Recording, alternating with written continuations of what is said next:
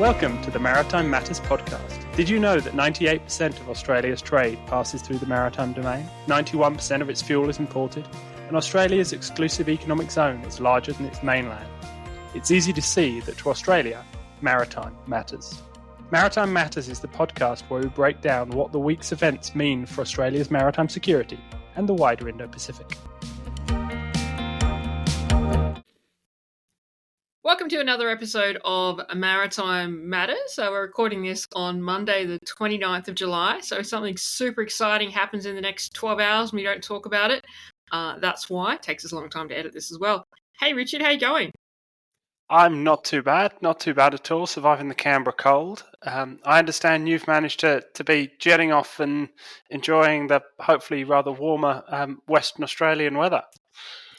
It was warmer, although it was raining, which is a little bit depressing. So I was lucky enough to be at the Indian Ocean Defence Symposium last week, run by the WA government, Perth US Asia Centre and AMDA. And it was really pretty cool. So there was certainly a big focus on AUKUS, as you can imagine, a big focus on shipbuilding. The heads of Navy from Australia, the US, the UK, Japan, Singapore were present alongside other senior representatives. So it was a really good symposium to take part in. Of course, I was very excited to speak about all things AUKUS, shipbuilding, industry, Indo-Pacific. What have you been up to? Mainly, to be honest with you, trying to keep up with following what's been going on over there and feeling distinctly jealous that I'm stuck here and having to get on with the day job and not managing to get over there and do that side of things. So yeah, nothing very exciting. That and the continuing and ongoing AUKUS discussions that seem to never end at the moment. So.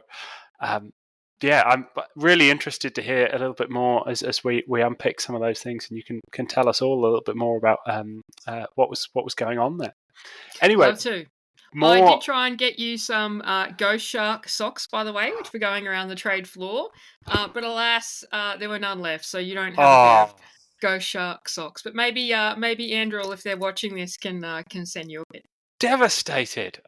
It's like I got a squeezy submarine last time at Sea Power, and that's was great until some of my students, I think, nicked it. But that's what happens here at ADFA, you see. So you can't keep your squeezy submarines for long. Anyway, moving on. What's been happening in the region over the past week or so? Right, so we said the same thing at the same time, which means I'm meant to answer. Great, well, lots of things happening. So I guess over the weekend we saw the Philippines conduct a resupply at Second Thomas Shoal. Now, this is the first resupply of Second Thomas Shoal that has occurred since the Philippines and China came to their agreement. Now, the nature of their agreement isn't clear.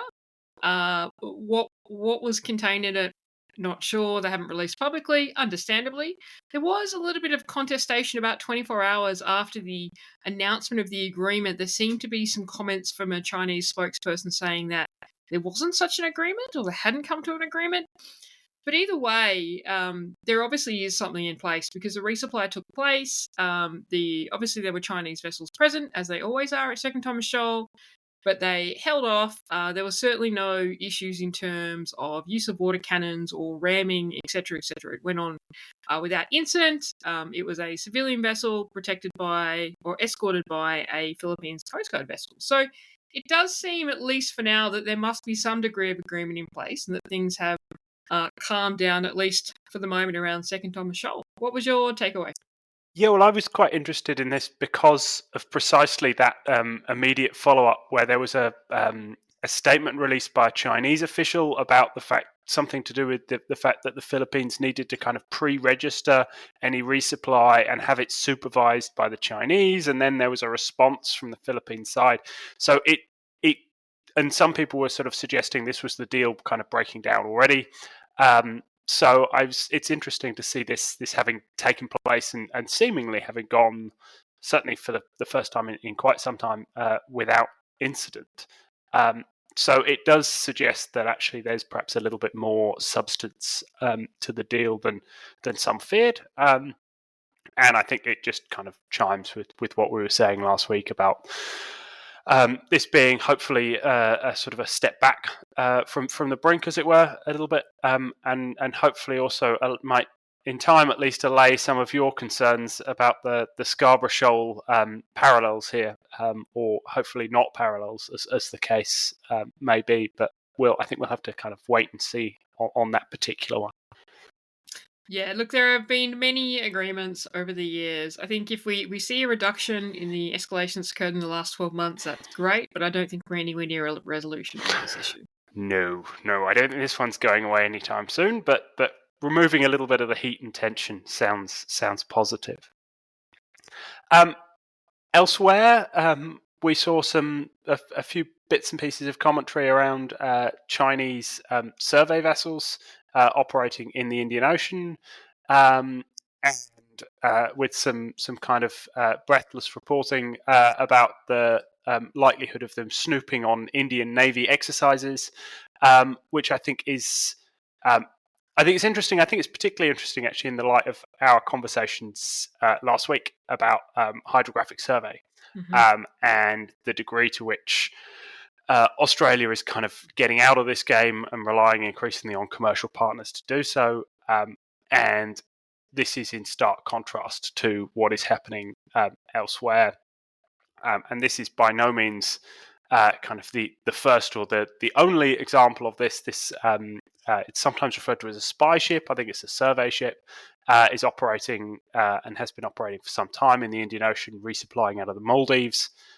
It was previously resupplying out of Sri Lanka, but there were some issues there, and the Indian government's been putting quite a lot of pressure on Indian Ocean nations not to help or support the Chinese doing this.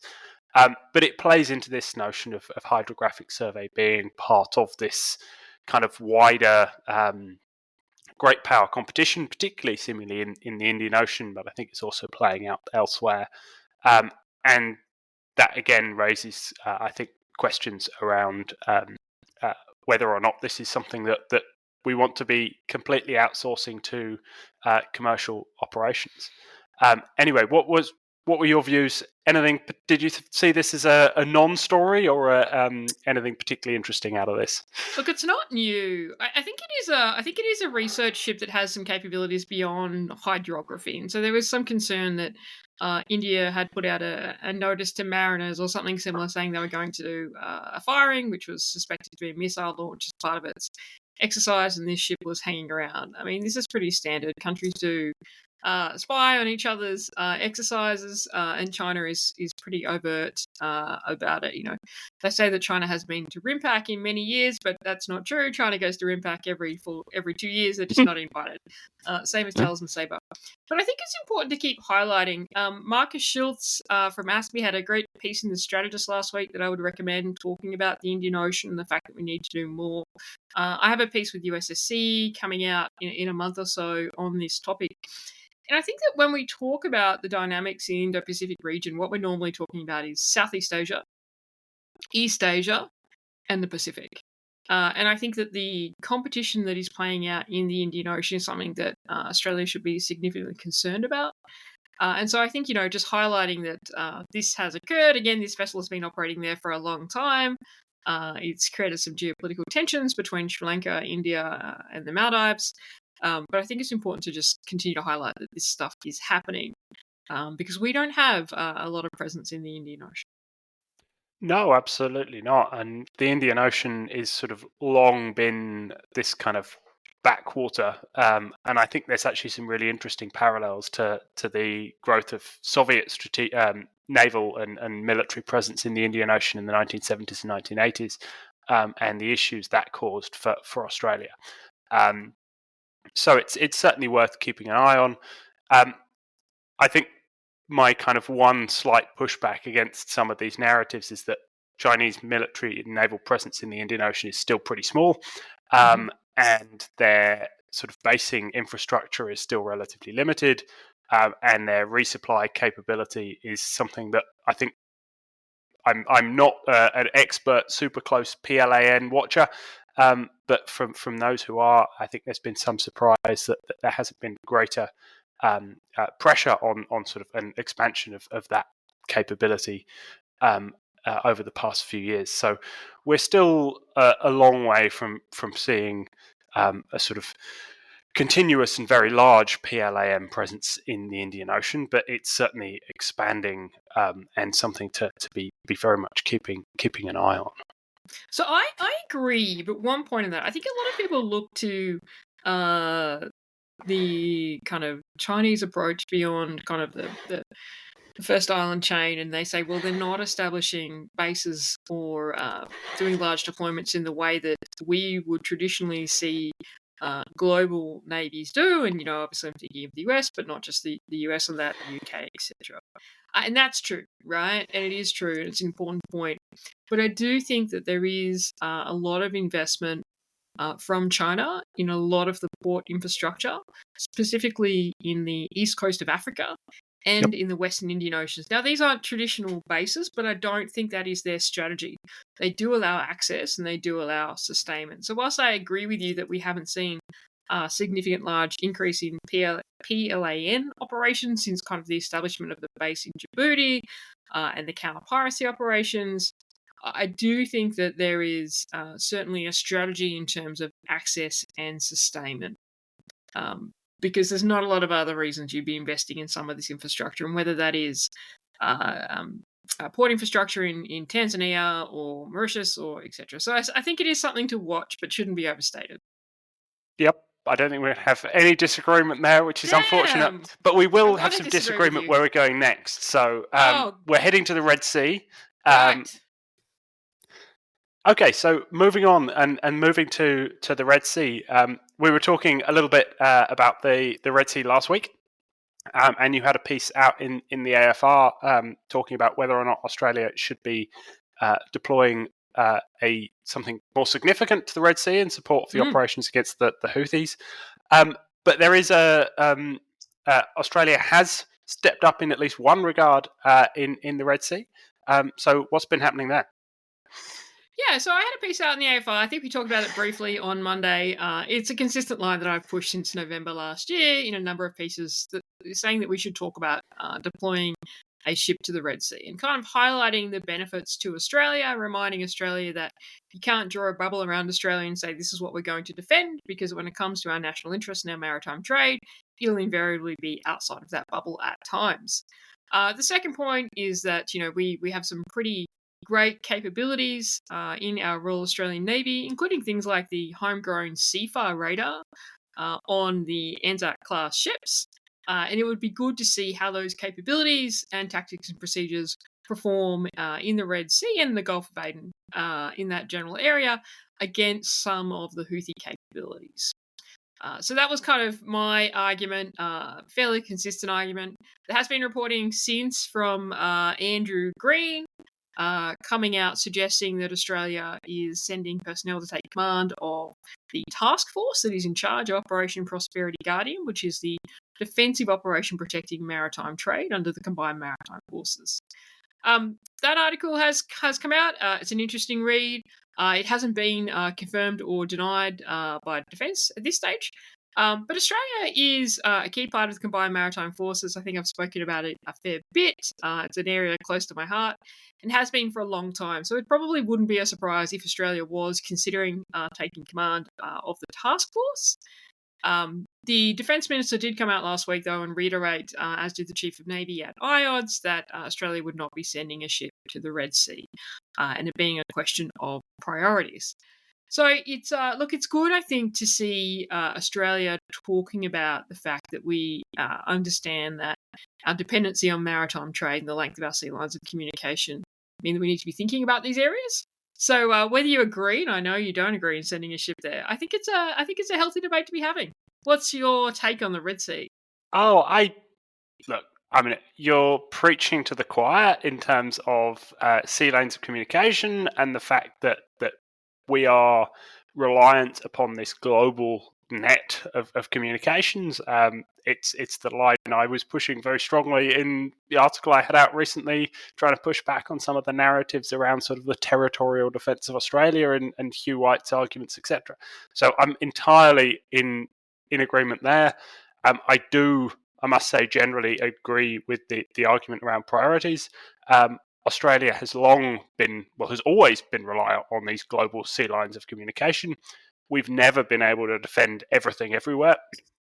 We have always been a partner in that, and we contribute in our way in our region and rely on others to do the heavy lifting elsewhere.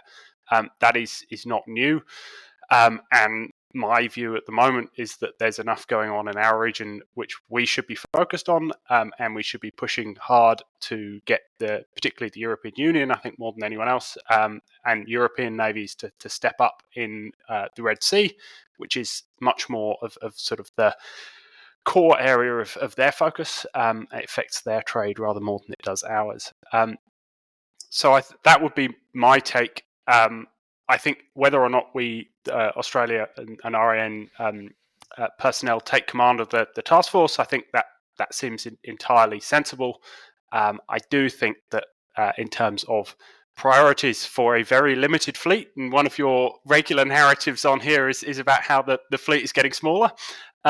So I think in that regard, I do question whether or not this is an area of priority. And particularly my issue here is we send a ship once, one deployment. This issue is not going away. And I don't think anyone has come up that has presented to me a convincing argument as to why this would go away anytime soon, despite everything that the Americans and Brits have said that's going to happen. It's not. So do we get dragged into regular deployments to the Middle East? And you've only got to talk to people who were involved in the deployments throughout the sort of 1990s, 2000s, 2010s to talk about some of the implications that had on the Navy. So those are my kind of reservations and why, whilst I agree with your big picture, I don't necessarily agree with the line and the conclusion you reach. No, fair enough. And I'm glad you don't, because it actually makes this more entertaining. A couple of points on that. Firstly, yeah, absolutely, we have all sorts of different priorities. This is, in fact, the only area where our maritime trade is being attacked. And yes, Europe is dependent on the Red Sea more than Australia, but Australia still has a significant amount of trade that goes through the Red Sea and the Gulf of Aden. Secondly, it also sends a message to other countries and other non-state actors who might want to interfere with trade where our resolve lies, right? So yes, in terms of there are other things happening, but this is the only area where ballistic missiles and cruise missiles, stand fast the Black Sea, are being lobbed into ships. So it's a different threshold. Second point, this whole commitment to, if we send a ship, then we're stuck there. The Australian commitment to the Middle East from a maritime sense was for a veritable degree of reasons. And it actually changed. And I think it is not quite correct to group in the deployments in the early 90s all through to deployments in 2020 and say they were all for the same reason. They were for different reasons. And yes, Australia they were for different reasons. So Toowoomba deployed in 2020 to support the international maritime security construct because ships were being attacked. The ships went in the early 90s for a completely different reason. And the tasks evolved. So I don't think that sending a ship, we are committing to always sending a ship. But historically, we have had ships operate in the Red Sea because we do think it's important. And I don't buy the argument that we did it just to support the US whatsoever. I do buy that argument sometimes when you talk about land forces contribution, but not the maritime force contribution. Speaking of the Red Sea, though, we better move on. Good to see that we disagree. What else has been happening? There's also been happening in capability space. So one of the things that I was quite interested in this week, we talk a lot about Navy, but this podcast is called Maritime Matters, so we have to talk about other people's boaty things.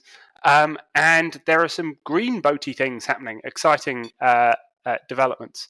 So as part of coming out of the DSR and the changes coming out of that, and the Army's real focus on littoral manoeuvre, one of the key capability acquisitions within that is landing craft.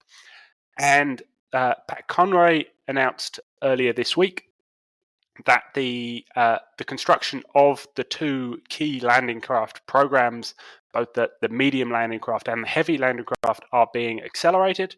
So the 18 medium landing craft, these are around 500 tons. They're being designed by Burden and they're being built by Ostel at Henderson. The first is now set to be delivered in 2026, which is really not very far away in the context of this kind of thing. So that's being brought forward by 2 years. And then the heavy landing craft, and these are big things. They're sort of 3,000 to 5,000 tons. That's about, well, three and a bit thousand tons is the size of an Anzac. So they're large vessels. The first of these is being delivered now in 2028. Which is being brought forward apparently by 7 years. So really significant kind of step up in the pace of Army's acquisition of these craft, which is very much in line with the sort of the pressure to get the Army fit for littoral manoeuvre and to operate more effectively in the region to our north much more quickly. So I think that's good news story in that regard. I think it'll be interesting to see how this fits into wider pressures on Henderson and construction in the West. And it will also be very interesting to see whether or not Army is actually ready to crew any of these things in the time frame that they're going to get built. But that's a whole different kettle of fish.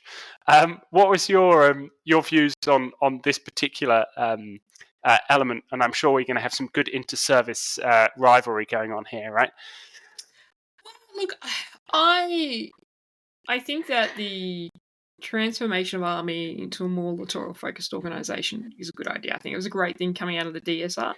It should have happened a long time ago. It's good to see a follow-through with what was agreed as a recommendation of the DSR. Government agreed the acceleration of the littoral capabilities of Army, specifically their vessels. So I think that is positive. I do think that there is a lot of challenges with this. Everybody talks about AUKUS and everybody talks about the expansion of the surface combatant fleet, but I think front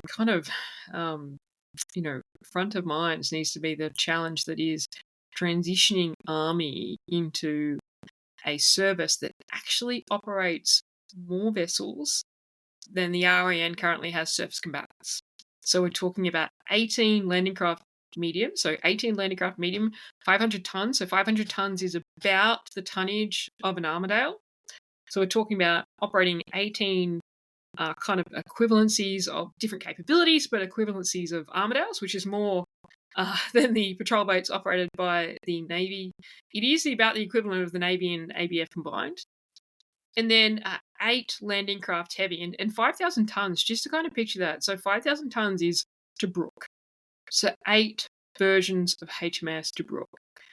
So I think that this is going to be a real struggle. And the first one coming in 2028. And remember that in 2028, the Navy's surface combatant fleet, which will be tasked with protecting these littoral manoeuvre vessels, is actually still getting smaller. So we are currently at 10 major surface combatants for the RAN.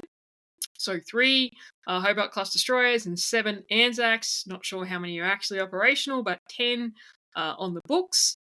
By the time we get to 2028, HMAS Arunta will have decommissioned and there will be 9 surface combatants in the Royal Australian Navy. And that won't start to pick up until 2029 at the earliest. So I think there are a number of challenges. You mentioned the crewing. Obviously, there was some reporting early this year or late last year that Army was going to go through and send personnel onto the warfare officer course for Navy, teaching them how to drive ships, which is great. But the rest of the crewing, I think, is a conversation. And it's not clear the direction defence are going in. There has been a few things mentioned in terms of Army crewing themselves. Now, I can't remember the crew of HMAS Tobruk, but I want to say it was about 150. Not including a flight or a ship's army detachment. I might be slightly wrong on that. But these are significant vessels with significant crewing. So I think there's some challenges in crewing. There's some challenges in also how they fit into the concept of operations and how they are protected. By and large, I think it's great to see them accelerated. But I do think there's a few things to come. And I'm not sure that people have really grappled with the size of the landing craft heavy, what that actually means. So 8 versions of Tobruk, which is actually larger than any amphibious capability we have operated I mean, probably since World War II. I'd have to check my history unless you know the details. And yes, a lot of people go back to World War II and say Army did operate a significant fleet of vessels. And, you touched on this a couple of episodes ago. That is true, but they haven't done so since. And in fact, the LCHs that used to be operated by Navy, I think they started decommissioning around 2005, 2006, something like that. Makes me sound really old. I never served on one. They had a crew of maybe 20. They were initially operated by Army, but they were handed to Navy when Army couldn't sustain the crews. So it's a good, positive story, but I think it's a watch this space. There are a lot of challenges with it that I think Defence are aware of, but they are going to be significant.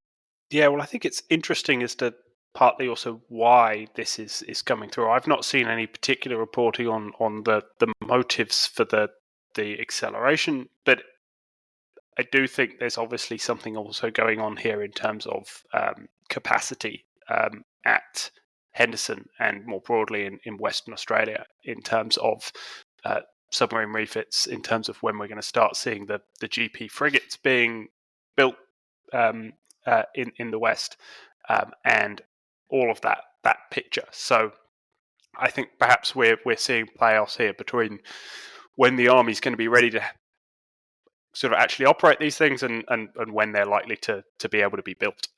So there's it looks like a really kind of complicated picture in that regard, and it'll be interesting to see if we can get any more, if there anything more comes out about quite what's happening and why.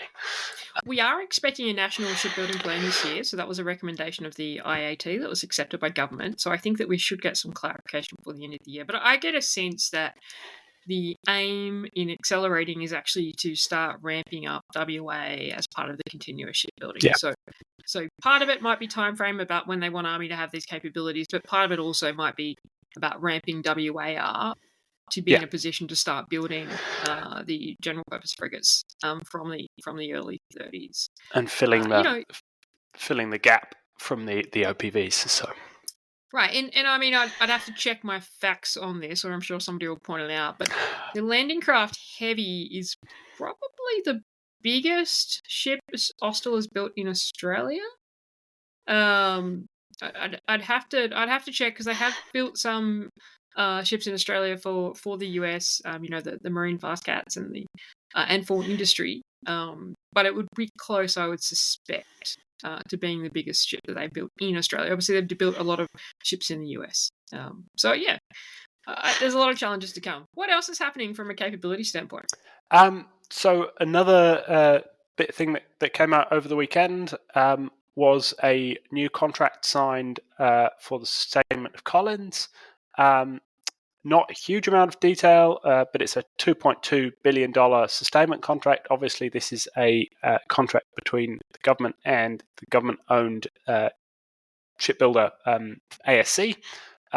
So this is to provide the sustainment, and as far as I can tell, and you might be able to correct me here, but this is outside of the LOTE agreement from what I could read between the lines.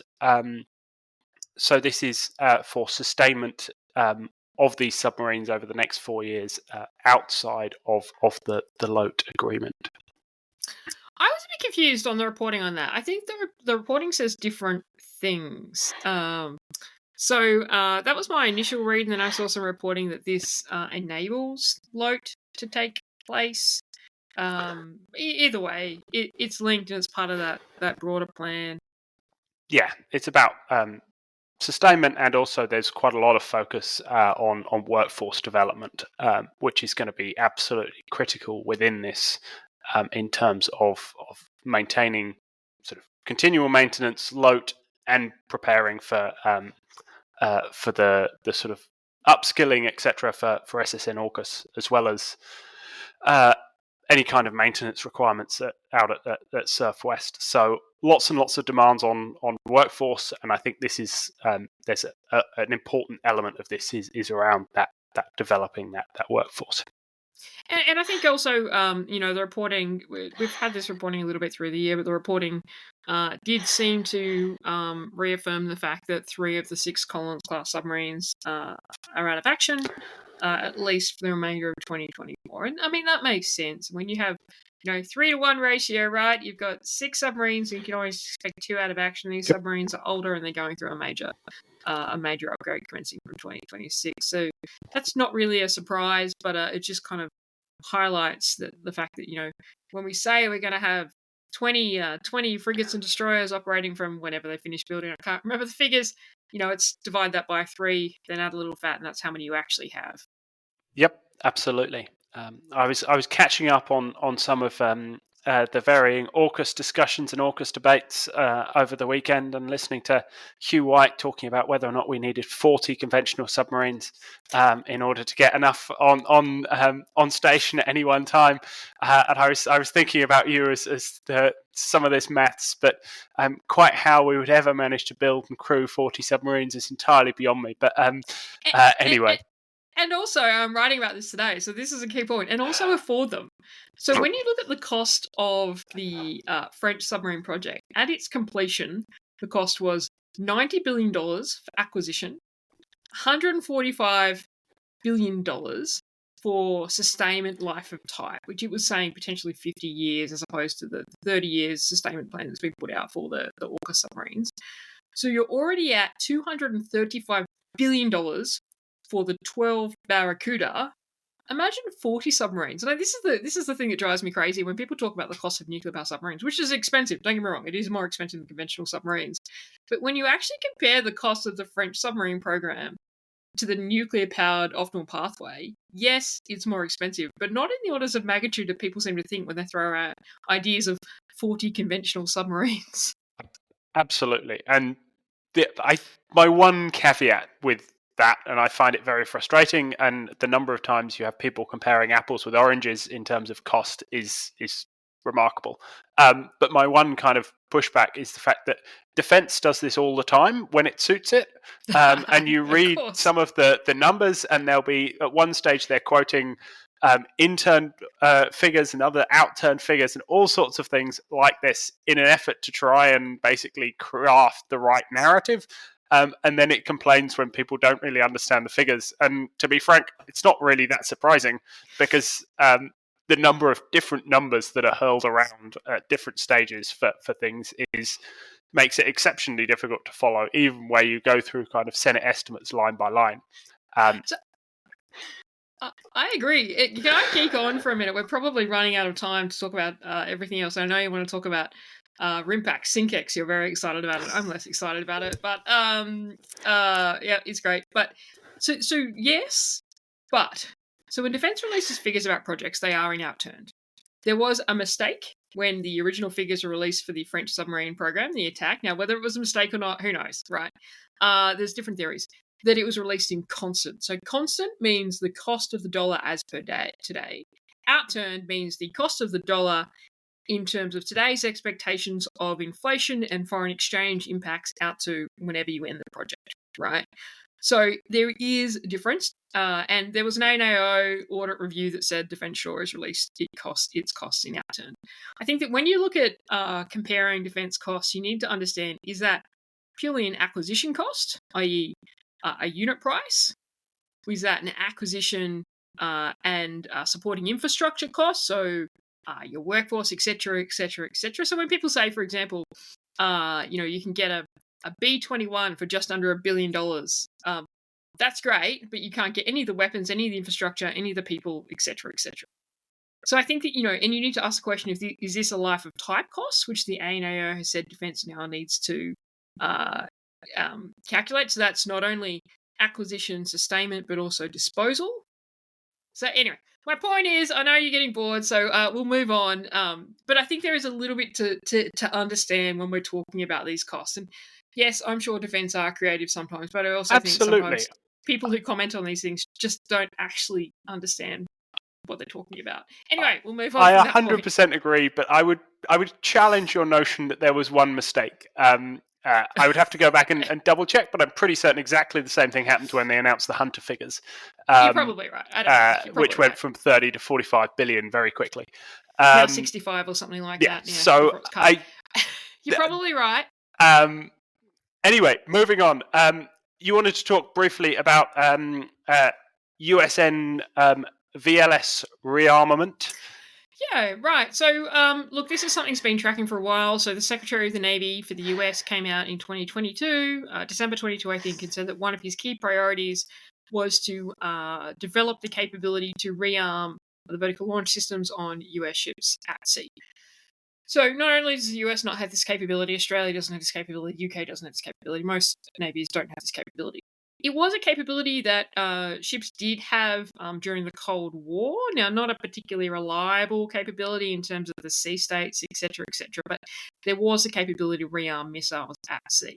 As I said, I've heard various stories about how effective that actually was. But this is now a priority for the US Navy. So they did announce late last year or early this year that there would be an at-sea trial of this. In 2024. Yet to see that, but last week there was a land-based trial of the capabilities they would use for the at-sea trial.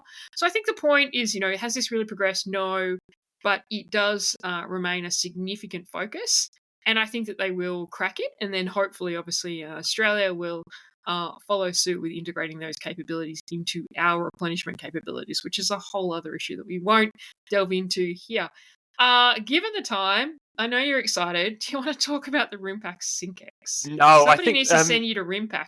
I think the only thing that I was interested in particular was the use of quick sync, which is a relatively cheap munition being developed primarily by the US Air Force as a guided munition against ships, which is by order of magnitude cheaper than some of the missiles, things like the long-range anti-ship missile, etc.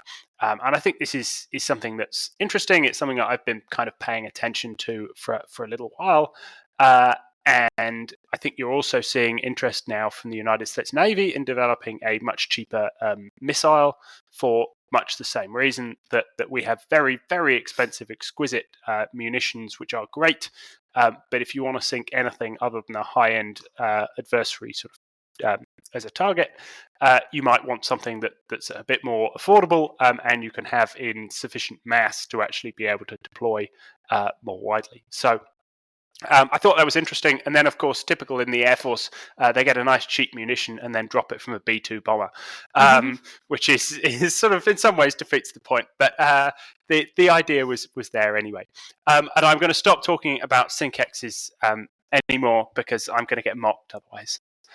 No, not at all. Not at all. I'm just thinking of the night before when you're forming up the screen to get ready for the SINKEX and how painful that is. So that's just what I think of when I think of a SINKEX or a RIMPAC FOTEX.